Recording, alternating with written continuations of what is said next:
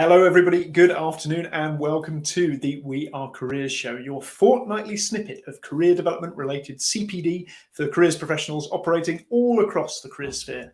Now, today we're asking a big question. Is interdisciplinary learning the future of education and career development? And we've got two excellent guests here today to help us try and answer that question. But before then, on to the introductions, as always. So for those of you who've maybe not watched the show before, let me introduce myself. I'm Chris Webb. I'm a higher education careers professional, RCDP, and member of the Career Development Institute. And I'm joined, as always, by my fantastic co-host, Sabiha. So, Sabiha, how are you doing today? Are you having a nice Wednesday so far? Thank you, Chris, for the lovely introduction, and welcome to our viewers. Already I can see Facebook users saying, lovely to see you both again. Greeting from sunny Wales. Thank you for sharing that with us. It's great to have our viewers, and exactly what this viewer is doing with us right now. We love hearing from you. So let us know, where are you watching from, what part of the UK or the world now, because we have international viewers. Let us know, drop in the chat box, whatever platform that you're watching us on, whether that's the Facebook community, or you're watching on LinkedIn, YouTube, or any other platform you've managed to find us on. Come and say hello to us. And as Chris said, we are exploring a pretty big theme today, something that I'm not too familiar with. So I'm actually interested in exploring this topic with our guest today, but also helping you, the viewers, learn more about what it means. Is interdisciplinary learning the future of education? And where do we as career professionals sit in this in this theme and this topic? For those of you that don't know me, I'm known as Meet Sabiha. I work internationally helping professionals get unstuck and get back into career flow without the stress. And I'm also the creator of the I Am Thriving Career Coaching Program, where I work with other international coaches and I help them and I teach them how to help create, even more impact and powerful transformations for their clients. Now, Chris, you asked me, how am I doing today? I'm actually doing really good. I'm actually really enjoying the weather at the moment. I don't know where anybody else is, in which part of the world that you're watching us from, but this past week or so, the weather has just been phenomenal. And I don't know what it is about sunny weather. It just makes me feel good. Now, if you haven't already hit that subscribe button on whatever platform that you're watching us on, make sure that you do hit that like and share button. And if you're enjoying the content, any of our shows, including all the past ones that we've done, and we've done a few now because we're on series 9 now already, would you believe it? Do hit that bell button to make sure that you never miss any of our future episodes.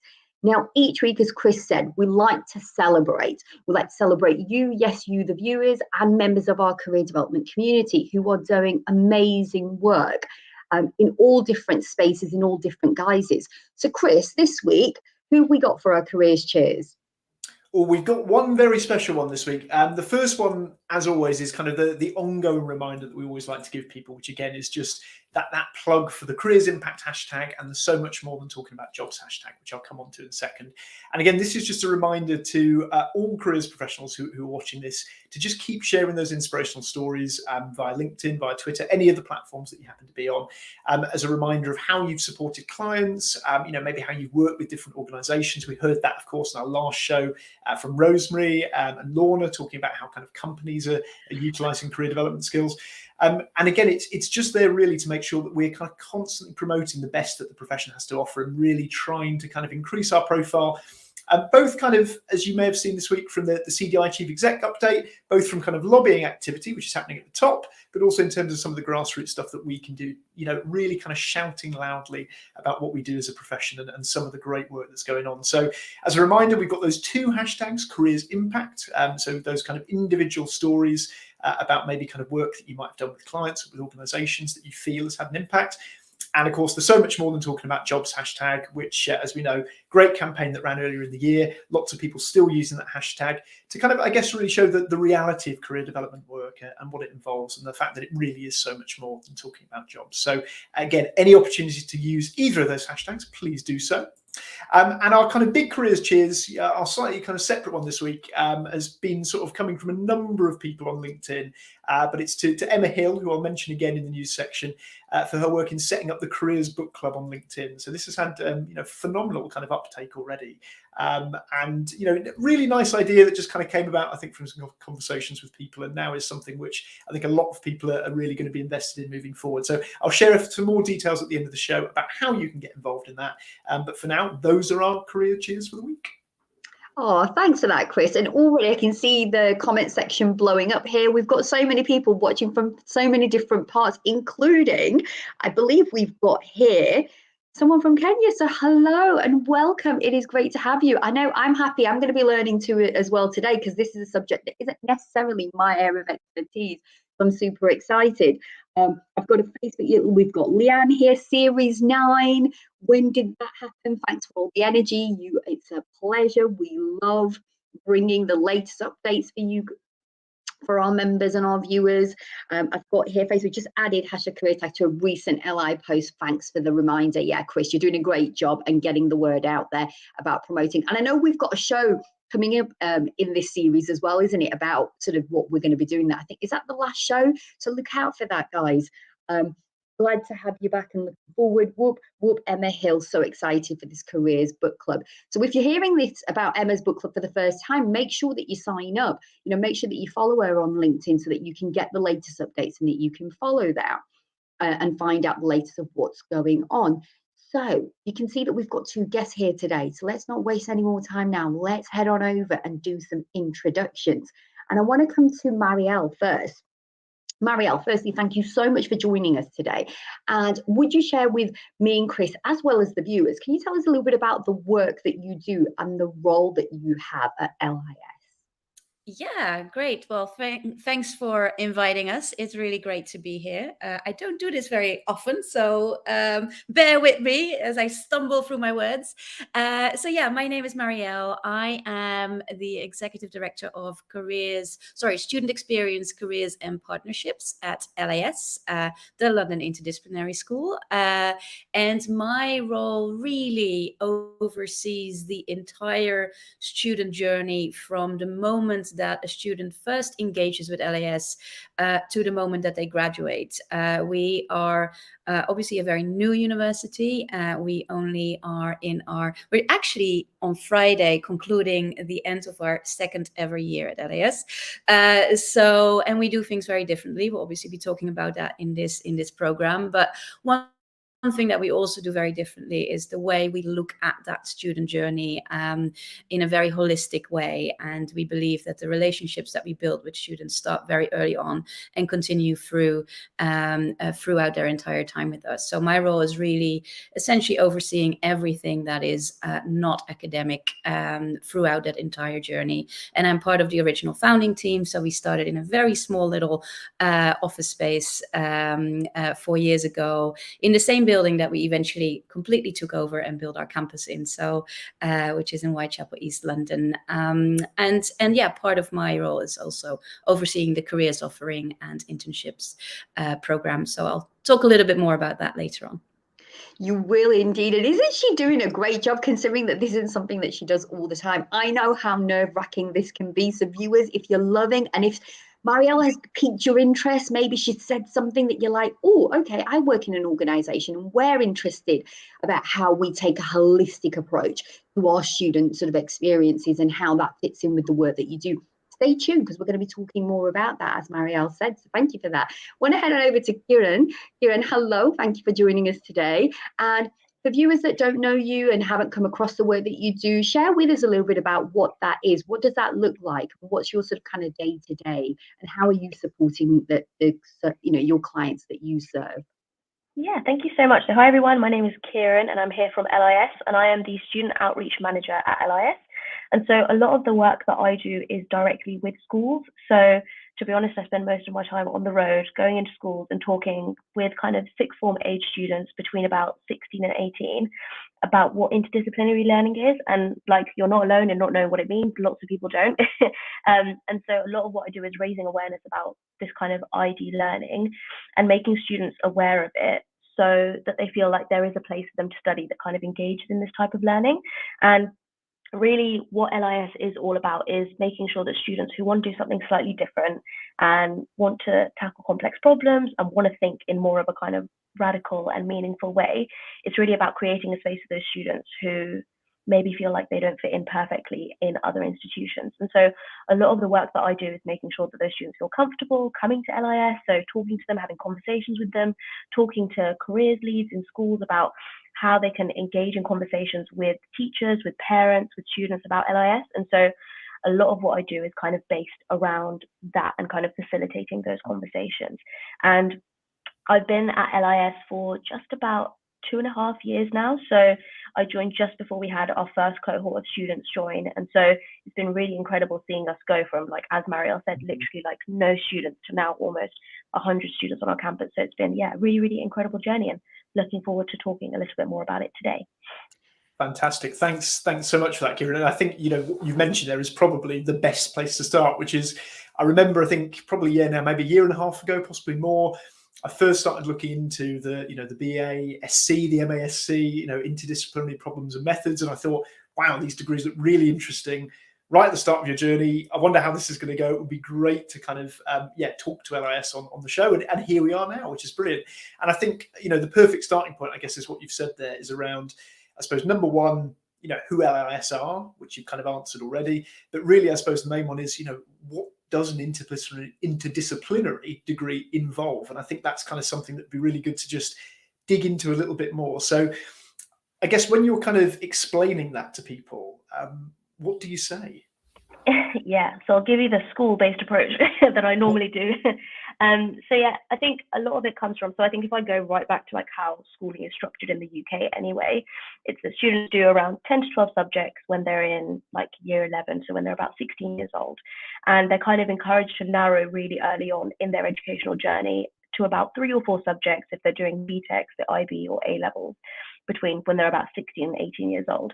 And what LIS has basically picked up on is essentially that there are some students that aren't ready to just pick 3 or 4 subjects to do it at an A-level stage, and also that aren't ready to just pick one subject to study at university. And so that's where kind of introducing this interdisciplinary approach, both within schools, which is what I do, and within a kind of undergraduate level has kind of come in. And so interdisciplinary learning is really about, rather than picking just one subject like English or history or chemistry to study at an undergraduate level, it's about using different subjects, or we call them disciplinary perspectives, to basically think about how we can tackle complex problems. So I'll give you a quick kind of like run of what one term at LIS looks like, for example. So you would start with a complex problem like inequality or sustainability, and you would use around 2 different perspectives or subjects to basically look at how you can tackle that complex problem. And it's really thinking about how we can use these very different kind of unique ideas to dig into why this issue exists, and then thinking about fundamental steps we can think about to really start unraveling why that problem exists as well.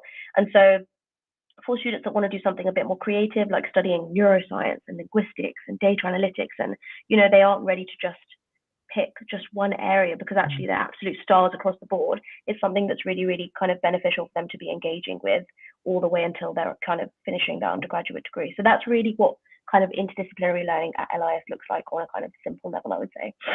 And so I'm right in saying that, I guess, that you don't have necessarily specific faculties within the university in that traditional sense. Yeah, so we have like traditional faculty in the sense that they're absolutely exceptional professors from brilliant institutions like UCL, LSE, Cambridge, Harvard. So we have a really brilliant faculty, probably about 20 faculty members now. And just context, so Professor Carl Gombrich is the head of our faculty, and he basically started the BASC program, which is a Bachelor of Arts and Sciences at UCL. And so you'll find that there's another BASC program at UCL, but he left UCL to basically start this new degree with 2 of our other co-founders, Chris Person and Ed Fido. And so essentially it's been born out of this idea of interdisciplinary learning, but taking it to a slightly different level in integrating different subject areas, bringing in careers, bringing in complex problems. There's a whole bunch of layers to how we approach ID learning in a very different way at LIS, I would say. But yeah, the faculty have expertise in things from anthropology to machine learning to philosophy to the ethics of AI. Like, there's massive variation in their expertise. And thinking, I guess, about your role, Kiran, as student outreach manager, I guess you've given us a bit of a dry run, a bit of a demo of how you might kind of pitch LIS sort of in school engagement sessions. But I guess, am I right in saying that you've got your first graduation cohort coming next year? Would that be right, of the undergraduate degree? Yeah, so our undergraduates will be graduating in June time next year. So as Marielle said, they're just finishing their second year. So we're so close to having a graduating class, and we'll have our first class of master's students graduating actually later this year as well. So an exciting time for us for sure. So how do you kind of talk about that with schools and students when you're so new, I guess? Because I guess that must be quite a challenge when you've not got that sort of history of graduating classes where they've gone and those type of things.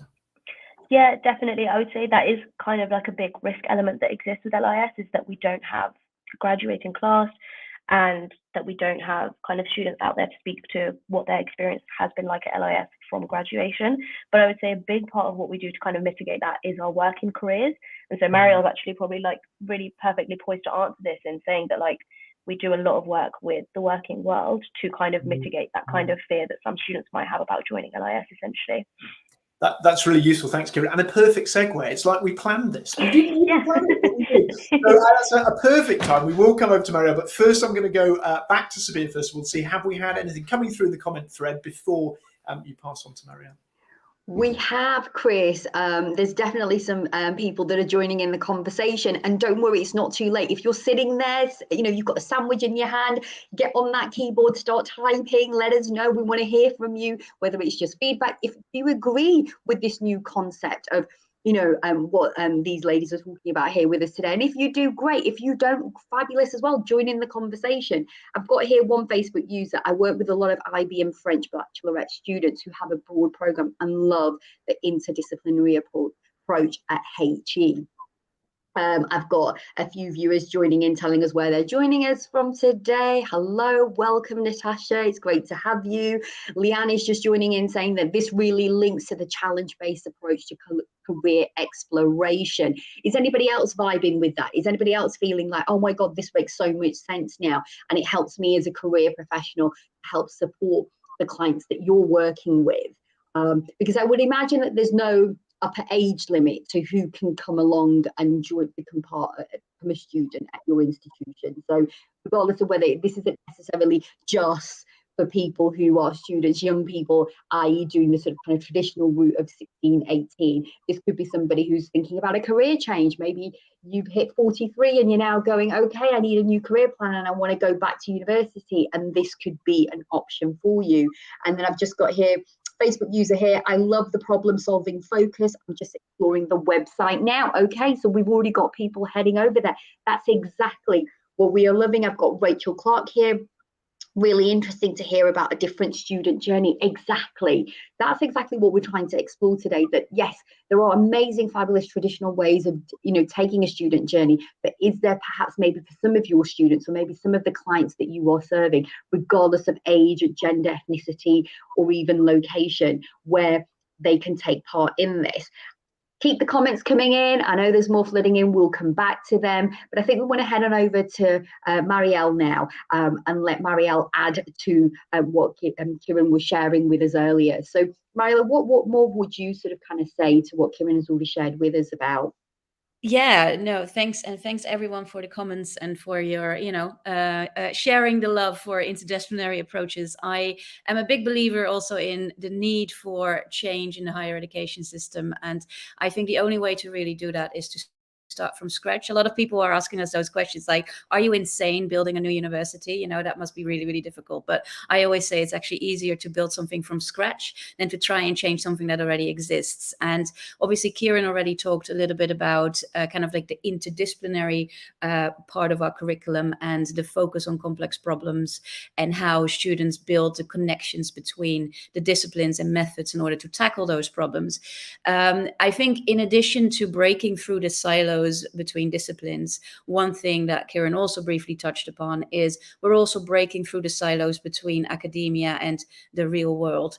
I always do this because my husband is an academic, and he's always very angry at me if I say that academia isn't the real world. So, but I think everyone here knows what I mean with that. So, and there's different ways in which we're doing that, and part of that is by bringing in real world practitioners into the student experience from kind of like at every part of their journey. So that varies from bringing them in to offer context to the curriculum that they're studying. So if our students are tackling the problem of sustainability, for instance, there's a number of organizations that come into the classroom and they essentially commission a problem related to sustainability within their specific sector or industry. And the students will work as a group on a project tackling that problem on behalf of the client. So we call them policy clients. So, and then in addition, we also broker paid internship opportunities for our students at the end of every year. So at the end of 3 years of studying, they will have 3 different distinct work experiences that not only give them a little bit of extra money, but also really help them kind of develop some work experience and really trying to figure out what it is that they are interested in from a careers perspective. So we have a dedicated careers manager who works on my team, Helen, who works directly with the students to really help them figure out what it is that they're interested in and what are some of the values that drives their kind of like their thinking, what are some of the skills that they are building up during during their time at LAS, and we then broker internships for our students at the end of every year. So that's obviously a massive kind of commitment that we have to the students.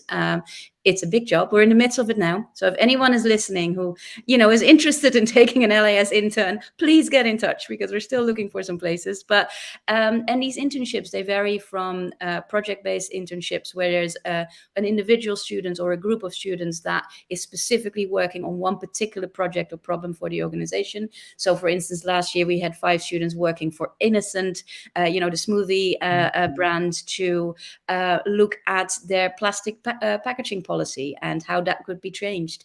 But they can also be kind of like more immersive, more the traditional type of internships where a student gets kind of like works in a certain role in a certain function with an organization for a certain amount of time.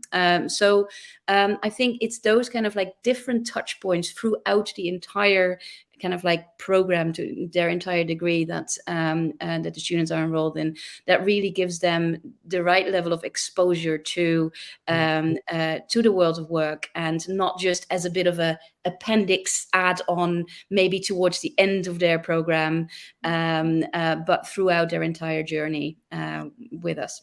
It's really interesting to hear what you were saying there about the career support, particularly, Marielle, because I think we'll have quite a lot of our viewers watching, particularly those maybe who are based in kind of higher education institutions already in kind of career services, who are probably already doing or attempting to do quite a lot of that work around encouraging non-linearity of thinking, around degree not equaling job title and those type of things, which of course can sometimes, I guess, be more challenging when you've got subject specialisms that people are placed within.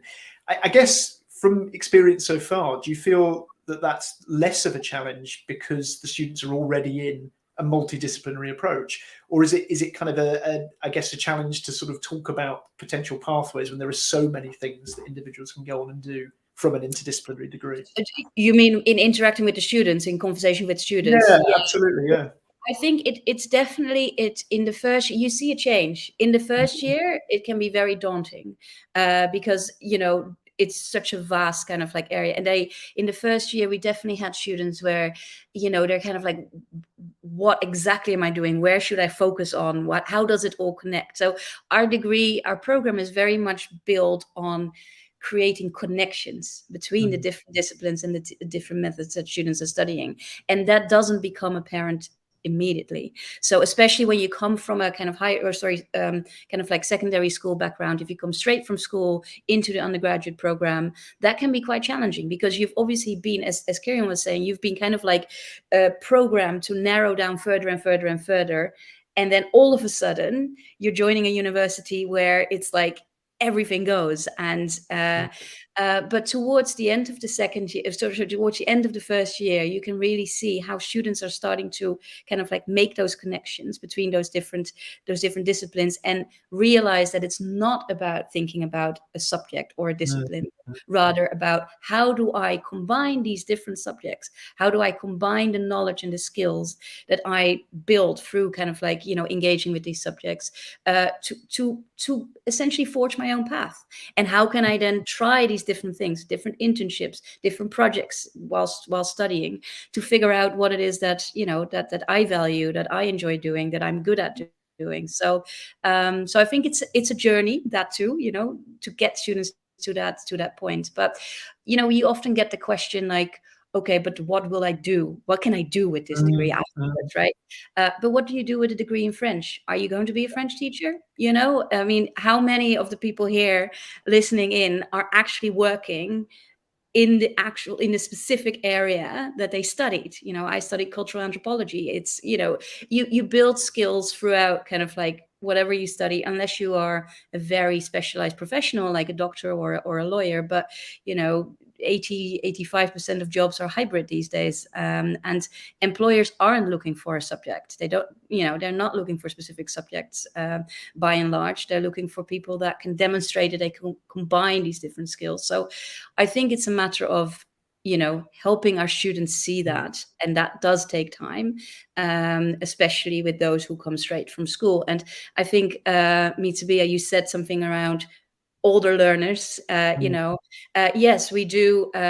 Even in our Basque program, in our bachelor program, we do attract quite a significant amount of what we call mature learners. They're not quite 43, but 20, 21-year-olds, people that have been on gap years, and or have actually gone to a traditional university for a year or two and realized that they really don't like it, and that they drop out. We've had people dropping out of Warwick, Durham, Bristol to actually come and join LAS.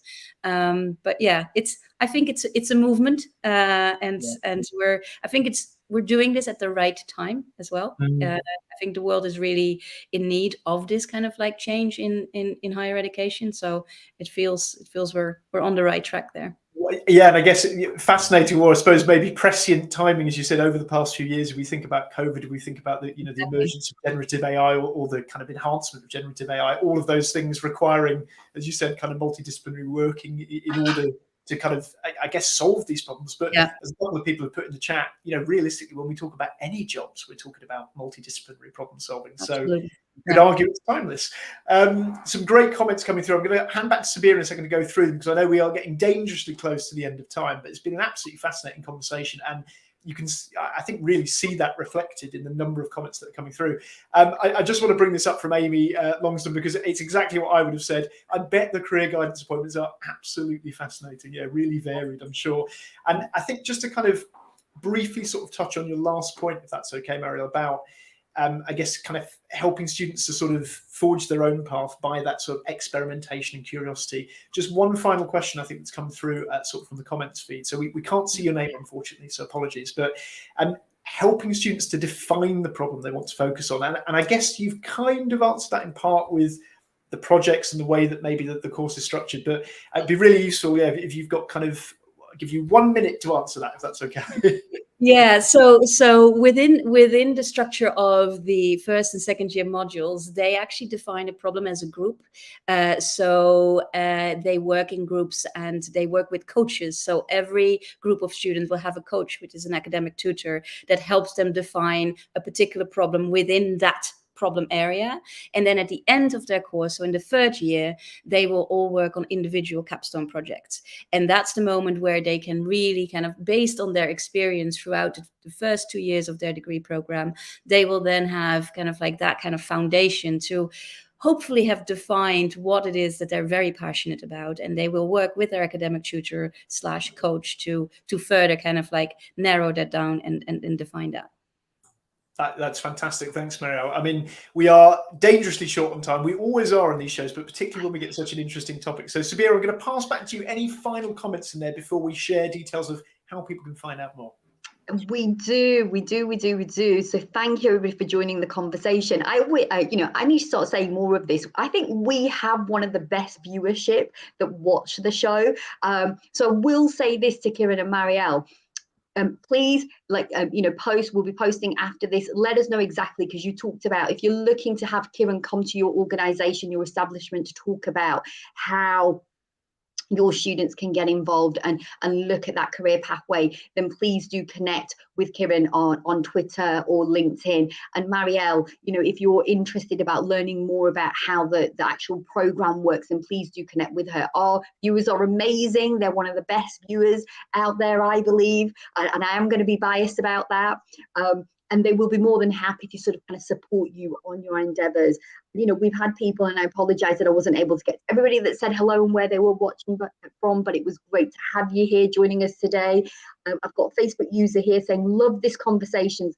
Things like this that disrupt our outdated education system can be really good. I've got here also as well, sorry, I'm just scrolling through. That's the one, Alexandra. Just like careers, interdisciplinarity, versatility, and a broader knowledge about a range of subjects and its applications to a wider concept of education careers is a much needed change. So you've clearly got a fan here. And then we've got here, great to hear, another Facebook user, great to hear that you are using an applied interdisciplinary problem-based learning approach and embedded work experience, because that's so, as a career professional, I know how valuable work experience is. We've got Rachel Clark here saying, thank you for the discussion and the information. And I think we're going to have to leave it here. Hello, Lucy. Great to have you here. Fascinating. You keep scrolling up the quiz. Kiran, Marielle, we are out of time, unfortunately, but please don't feel that this is the end of the conversation. Continue this now as we move forward. Please connect with Marielle and Kiran so that you can carry on this conversation, and you can find out more information on their website, also following their Twitter account and their website as well, which I know many of you have done. There's also come a recommendation from Natasha as well about doing a roadshow, Marielle and Kiran, so that may be something that you want to explore at a later date as well. So as we wrap up today's show, I am going to head on in to my top picks for the latest CDI, and then I'm going to hand over to Chris, who's going to do the more general career information, advice and guidance news sector stories that we have. So here are my top 3 picks that I've selected for today. And the first story is the hashtag CDI Big Listen survey. Have you completed yours yet? And if you haven't, don't panic, because you've still got time. Now, the survey takes approximately 10 to 15 minutes to complete, and it needs to be done by 5 p.m. on Monday, the 12th of June. So you've still got a few days. Now, you might be wondering, why complete the survey? Well, this has now become an annual thing that the CDI do, and the feedback is really vital because it helps the CDI focus on the areas that are most important to its members and what they need to sort of kind of focus on, and it informs them about their 2025 strategy. Now, if you're wondering, who is the CDI? What is the CDI Big Listen survey all about? And if you're not a member, then again, head on over to the CDI website. There's more information about what that is and what that value you can get by becoming a member as well. And I will say this, that for less than the cost of a Starbucks or a Costa coffee each month, you get so much value and so much support as a career development professional. My story number 2 is there's an opportunity to join the Gatsby Foundation Roundtable on Personal Guidance. It's going to be taking place on the 20th of July. Now, the CDI are convening a roundtable with the Gatsby Foundation to explore personal guidance as part of the Good Careers Guidance Review. And it'll be an opportunity to discuss and look at what good personal guidance looks like, what works and the impact that it can have, and how you can tailor that to individual needs. Now, this will appeal to if you are a career advisor or a careers leader in an educational setting in England with either a level 6 or 7 career guidance qualification. Now, you can send off an email to David Morgan at the CDI to learn more about how you can get involved. And finally, my final story for today is it's your last chance, well, almost your last chance, to get tickets to the UK CDI Development Awards, which is taking place on the 26th of June. Now, the UK Development Awards ceremony is an amazing event celebrating the best of the the profession, and you've still got time to join. It's taking place on Monday, the 26th of June at Hilton East Midlands Airport Hotel. And that's where also all of the winners from all of the categories that you've probably heard us talk about in previous shows will be announced as well. So that's my wrap up. Those are my top 3 stories for this week. Chris, what have you got for us?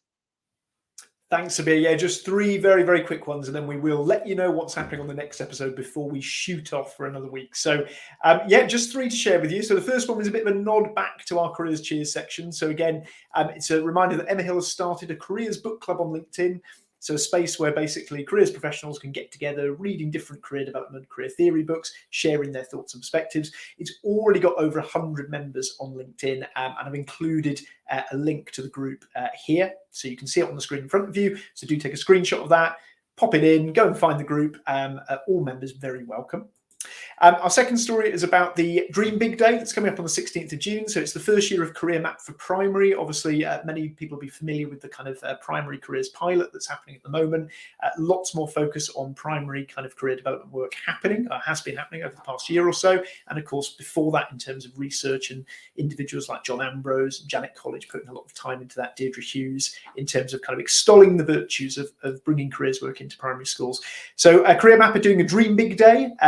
Lots more information available on the Career Map for Primary site. But again, I think this is kind of a bit of a start of hopefully the groundswell of more emphasis and more sort of recognition on the career development work that's happening in the primary sector.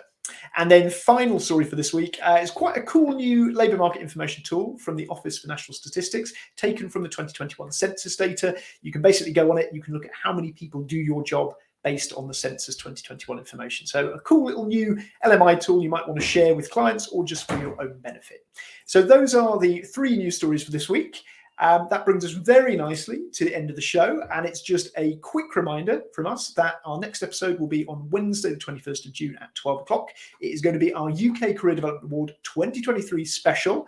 I'm going to be elsewhere for that day as I'm at a conference. So Sabiha is going to be joined by the CDI Chief Executive, David Morgan. So it'll be a fantastic double act. So do join us for that one. But in the meantime, have a wonderful fortnight. A massive thank you to all of you who've watched today. Massive thank you to Marielle and to Kieran for joining us.